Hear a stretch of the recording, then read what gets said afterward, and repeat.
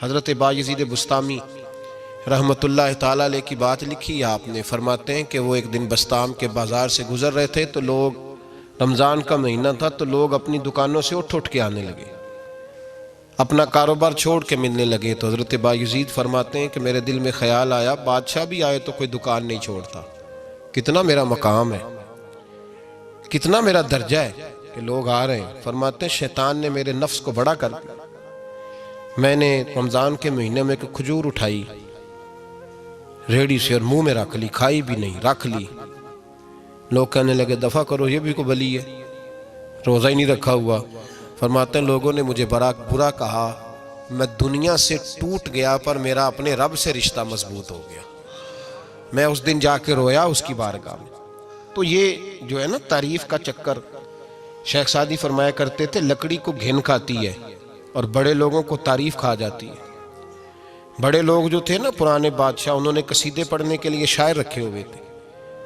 چودھری، سردار، رئیس، سیٹھ، ان لوگوں کو کون سی چیز خراب کرتی ہے؟ وہ لوگ آگے گزر جاتے ہیں جو ان کو چودھری کہہ کے سلوٹ کرتے ہیں. چودھری صاحب پیچھے رہ جاتے ہیں. وہ تو بنا کے چلا گیا، اسے کام نکال کے چلا گیا. تو کبھی بھی زندگی میں تعریف کی خواہش پیدا نہ کریں. اور صوفی تو تعریف کراتا ہی نہیں، درویش تو تعریف کراتا ہی نہیں. وہ کہتا ہے مجھے بندوں کی تعریف سے کیا غرض، میں نے تو وہ والی تعریف کرنی ہے جو میرا رب میری کرے گا. آخرت کی طرف توجہ. تو تعریف پر غور نہ کریں، تعریف کی خواہش نہ کریں، لیکن ایک بات ضرور دل میں پیدا کریں. یہ ضرور سوچیں کہ اچھے بندے اور مخلص لوگ، شریف لوگ آپ کے بارے میں رائے کیا رکھتے ہیں. یہ ذہن ضرور بنائیں.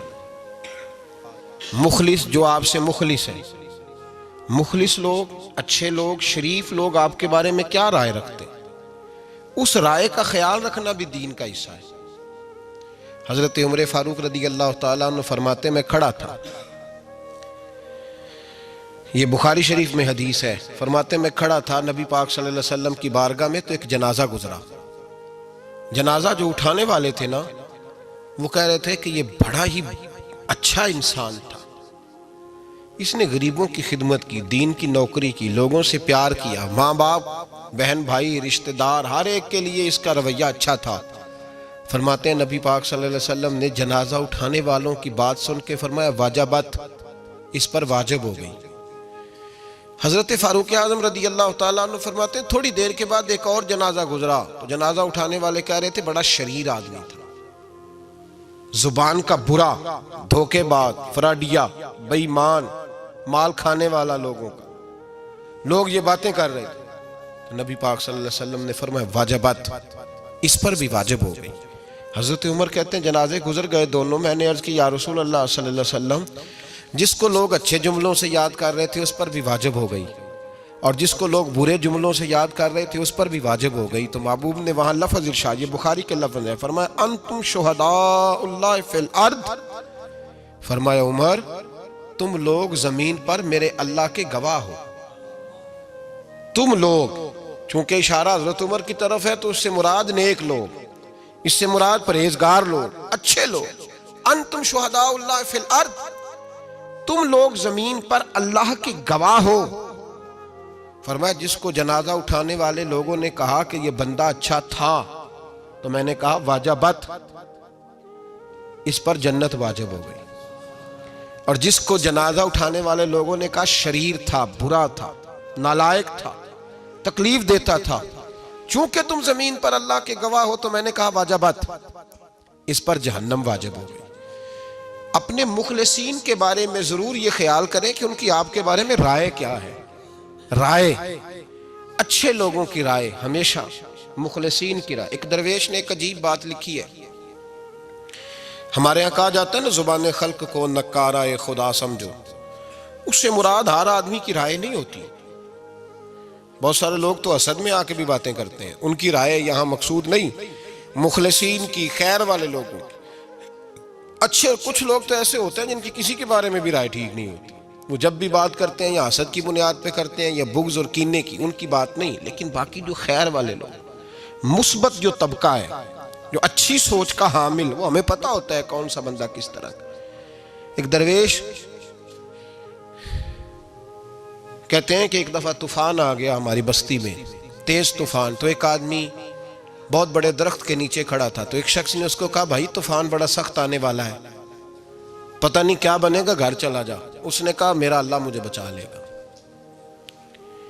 ایک اور بندہ دور سے دوڑا آیا, اس نے کہا بھائی تو شاید خیال نہیں کر پا رہا, طوفان آنے والا ہے بڑا سخت, بڑا تیز طوفان آنے والا ہے. ہاں تیز طوفان آئے گا, گھر چلا جا, بچ جائے گا. اس نے کہا میرا اللہ بچائے گا. پھر ایک تیسرا شخص آیا جو اس سے پیار کرتا تھا, اس نے بھی یہی جملے کہا گھر لوٹ جا, طوفان تیز ہے, تو بچ جائے گا ورنہ پتہ نہیں کیا بنے گا. 3 لوگوں نے پیغام دیا, اس نے تیسرے کو بھی کہا میرا اللہ مجھے بچائے گا. اب وہ لوگ تو چلے گئے, اچانک طوفان تیز آیا, درخت کا ایک بہت بڑا حصہ ٹوٹا, موٹی لکڑی ٹوٹی اس کے سر پہ لگی, بندہ انتقال کر گیا. لوگ بحث کرنے لگے کہ اس کا تو یقین ہی بڑا کامل تھا, اس نے تو 3 دفعہ کہا تھا میرا اللہ مجھے بچائے گا, پھر مر کیسے گیا. تو وہ درویش اٹھے, وہ کہنے لگے وہ جو 3 پیغام اسے ملے تھے نا گھر چلے جا, وہ رب کی طرف سے ملے تھے. وہ جو 3 مخلصین نے اسے آ کے کہا تھا نا کہ بچ جا اس گلی سے, تو وہ بھی آواز قدرتی تھی, وہ بھی اسے اللہ دیکھے نا. رب کریم کوئی زمین پر اتر کر سامنے کھڑے ہو کر تو کلام نہیں نہ کرتا, وہ کسی نہ کسی رنگ میں, کسی نہ کسی انداز میں اپنے بندوں کو کسی نہ کسی وسیلے سے پیغام دیتا ہے نا. تو وہ 3 پیغام جو آئے تھے تو اسے اس نے کیوں نہیں نکارا ہے خدا سمجھا, وہ گھر کیوں نہیں گیا. جب تیرا مخلص تجھے روز پیغام دیتا ہے کہ تو بچ جا اس گلی سے, تو اگر نہیں نہ بچتا تو پھر تو آواز قدرت پر لبیک نہیں کہہ رہا. اگر تیرا بڑا پیارا تجھے روز سمجھاتا ہے نا کہ یہ گلی چھوڑ دے, یہ تیرے والی نہیں, اور تو پھر بھی اسی گلی سے گزرتا ہے, تو پھر تو کچھ ایسی باتوں کو کچل رہا ہے جو تیرا بڑا نقصان کرے گا. بھائی مخلصین جب بات کریں تو ان کی بات کا خیال رکھ, غور کیا کر. تیرے مخلص تیرے بارے میں حضرت عبداللہ ابن عمر, حضرت عمر کے بیٹے تھے. حضرت حفصہ نبی پاک صلی اللہ علیہ وسلم کی زوجہ ہے, حضرت عمر کی بیٹی ہیں. ایک دن حضرت عبداللہ ابن عمر کہنے لگے حفصہ نبی پاک صلی اللہ علیہ وسلم سے پوچھنا ان کی میرے بارے میں کیا رائے ہے. اچھے لوگوں کا خیال کر. دیکھیں نا حضرت ابو بکر نے بھی ایک دن حضرت بلال سے کہا تھا حضور سے پوچھ کے بتانا. اور یار تم کبھی خیال ہی نہیں کرتا اس بات کا. فرمایا پوچھ کے بتانا ابو بکر کے بارے میں ان کی رائے کیا ہے, پوچھ کے بتانا, پتہ تو چلے. ان سے بات کرنا. ہم نے کبھی سوچا ہے ہماری اماں ہمارے بارے میں کیا سوچتی ہے؟ کتنے بد نصیب ہیں وہ بیٹا جس کے ماں باپ اس سے بات کرتے ہوئے ڈرتے ہیں کہ پتہ نہیں کہاں سے بولے گا. کبھی ہم نے سوچا ہے کہ ہمارے اساتذہ اور مشائخ کا ہمارے بارے میں رویہ کس طرح کا ہے؟ ہر استاد کو کھڑا کر کے کبھی کہا نہیں جا سکتا کہ جا میرا بیٹا میرے لیے فلاں چیز لے کے آ. کچھ کا پتہ ہوتا ہے. ہر مرید کو ہر بات نہیں بتائی جا سکتی, کچھ کا پتہ ہوتا ہے اس کا رویہ کس طرح کا, یہ کس مزاج کا ہے. حضرت عبداللہ ابن عمر رضی اللہ تعالیٰ عنہ نے حضرت حفصہ کی ڈیوٹی لگائی. فرمایا پوچھ کے بتانا محبوب سے میرے بارے میں رائے کیا ہے. نبی پاک صلی اللہ تعالی وسلم شام کو گھر آئے تو وہ بہن تھی نا, انہوں نے تو کہا جب کبھی موقع ملے تو وہ بہن تھی. انہوں نے کہا موقع کی کیا بات ہے, میرے بھائی نے کام بتایا. اسی دن ہی محبوب پاک علیہ السلام سے پوچھنے لگی, کہنے لگی یا رسول اللہ عبداللہ ابن عمر کے بارے میں آپ کی کیا رائے ہے. تو میرے محبوب علیہ السلام نے فرمایا عبداللہ لڑکا تو بڑا اچھا ہے تو رجل صالح نیک ہے, لیکن میں نے سنا ہے کہ عشاء پڑھ کے سوتا ہے اور فجر کی نماز تک سویا ہی رہتا ہے. وہ 2 نفل بھی تہجد کے نہیں پڑھتا. فرمایا یہ اس کی کمزوری مجھے پسند نہیں, یہ اس کا انداز مجھے بھلا نہیں لگتا. یہ خامی ہے اس کی کہ عشاء کے بعد غافلوں کی طرح بستر پہ لیٹتا ہے اور پھر فجر تک لیٹا ہی رہتا ہے. اس کو چاہیے کچھ وقت اٹھ کے رب کی عبادت بھی کرے. حضرت حفصہ کہتی ہے میں نے کہا کہ بھائی محبوب کہتے ہیں بندہ تو بڑا اچھا ہے پر فجر تک غافلوں کی طرح سویا رہتا ہے. رات پویتے بے دردانو نیند پیاری آوے, درد مندانو یاد سجن دی ستیاں میان جگاوے. اور ساون کی کالی راتوں میں جب بوندا باندی ہوتی ہے وہ راتوں کو اٹھ اٹھ روتے ہیں جب خلقت ساری سوتی. فرمایا وہ سویا رہتا ہے.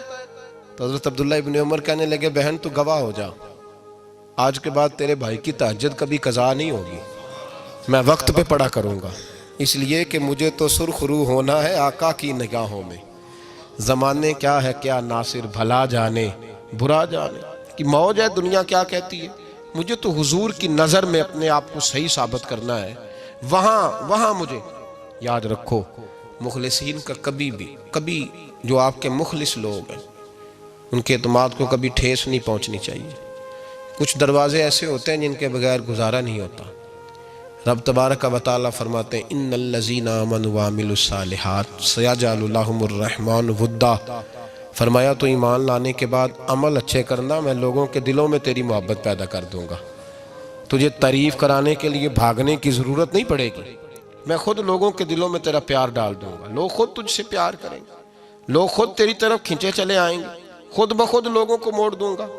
تو یاد رکھیں مخلصین آپ کے بارے میں کیا کہتے ہیں، اچھے لوگوں کا رویہ آپ کے بارے میں کیا ہے، لوگ آپ کے بارے میں کس طرح کے جملے کہتے ہیں، خیر والے لوگ، وہ چیزیں ہمارے لیے سرمایہ آخرت ہے۔